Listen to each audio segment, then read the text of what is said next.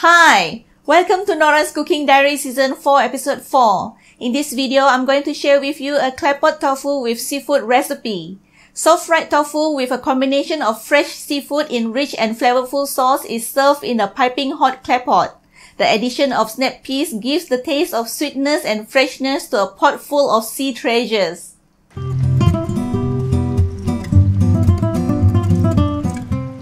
Claypot tofu with seafood is a classic Chinese dish that is well loved in Malaysia and most Asian countries.